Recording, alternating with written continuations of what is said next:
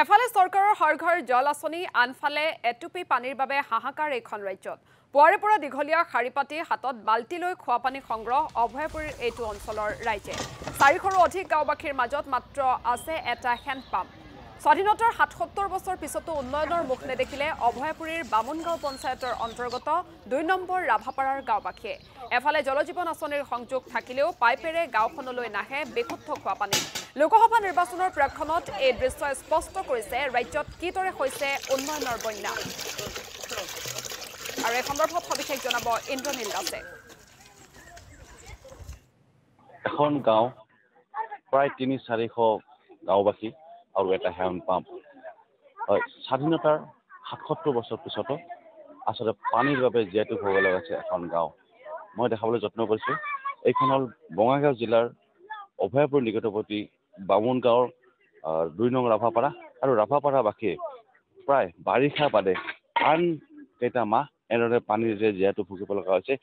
গাঁওখনৰ মাজত মাত্ৰ এটা হেণ্ডপাম্প আৰু এই হেণ্ডপাম্পৰ বাবে ৰাতিপুৱাৰ পৰা এনেদৰে গাঁওবাসীয়ে ইয়াতে শাৰী পাতিব লগা হয়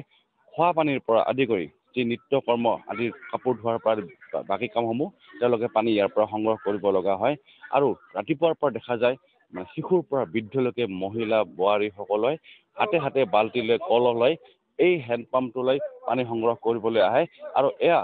তেওঁলোকৰ দৈনন্দিন কাৰ্যসূচী আচলতে চৰকাৰে বিভিন্ন ধৰণৰ অভিলাষী আঁচনি ধৰা হৈছে জল জীৱন মিছন আদি আঁচনি ধৰিছে কিন্তু সেই আঁচনিসমূহ এই ২ নং ৰাভাপাৰাত কোনো ধৰণৰ প্ৰভাৱ পৰা নাই তেওঁলোকে সমগ্ৰ গাঁওবাসী প্ৰায় ৩-৪০০ গাঁওবাসী এই হেণ্ডপাম্পটোৰ ওপৰতে নিৰ্ভৰশীল তেওঁলোকে আৰু অতিকৈ আৰু স্বাধীনতাৰ ৭৭ বছৰ পিছত এয়া অতি দুখ লগা ছবি এয়া অতি কৰুণ ছবি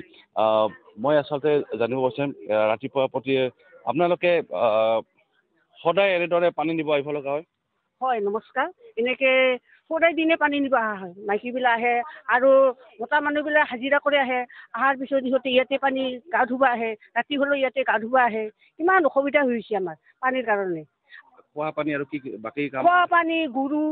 তাৰপিছত গা ধোৱা চবৰ কাৰণে পানী হাহাকাৰ হৈছে আমাৰ ইমান পানী হাহাকাৰ হৈ আছে বামুনগাঁও আজিৰ দিনৰ পৰা নহয় বহুত দিনৰ পৰা পানী হাহাকাৰ হৈ আছে আমাৰ বামুনগাঁও অঞ্চলত কেতিয়াৰ পৰা এনেধৰণৰ সমস্যা হৈ আছে কেতিয়াৰ পৰা মানে যুগ যুগ ধৰি এনেকৈ হৈ আছে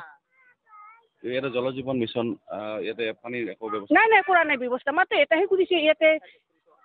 এটা দিছিল পানী নলায় কষ্ট হয় বহুত কষ্ট হৈ আছে চনাতো পানী নহা হৈ আছে